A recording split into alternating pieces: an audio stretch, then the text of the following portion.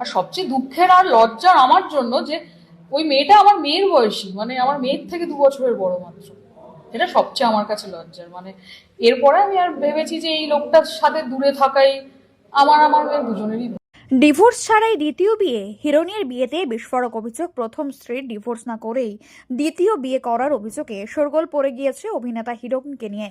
সম্প্রতি হিরণের দ্বিতীয় বিয়ের খবর প্রকাশ্যে আসতেই সামনে এলো বিস্ফোরক অভিযোগ।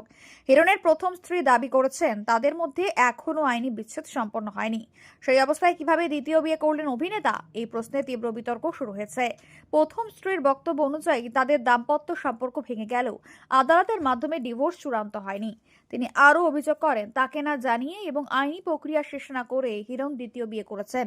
অবাক তো করেইছি, মানে আমার তো মানে নিঃশ্বাস নিতেও কষ্ট হচ্ছিল। আর সবার প্রথম আমার আমার মেয়ের মুখটাই ভেসে উঠেছে যে হয়তো আমি এটা থেকে ডিভোর্স নিয়ে পরে বেরিয়ে যেতে পারি, বাট আমার মেয়ে তো বেরোতে পারবে না। ওর গায়ে তো সবসময় কেয়ার অফ হিরণ চ্যাটার্জি রয়ে যাবে।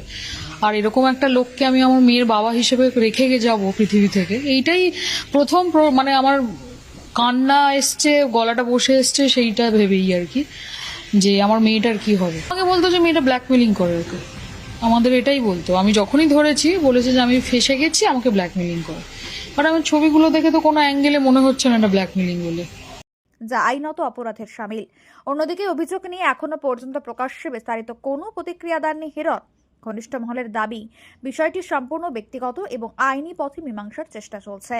আইন বিশেষজ্ঞদের মতে হিন্দু বিবাহ আইনে ডিভোর্স ছাড়া দ্বিতীয় বিয়ে করলে তা দণ্ডনীয় অপরাধ হতে পারে। অভিযোগ প্রমাণিত হলে সংশ্লিষ্ট ব্যক্তির বিরুদ্ধে আইনি পদক্ষেপ নেওয়ার সুযোগ রয়েছে।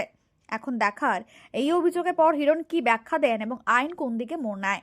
আপাতত অভিনেতার ব্যক্তিগত জীবন ঘিরে চরম চাঞ্চল্য বিনোদন মহলে।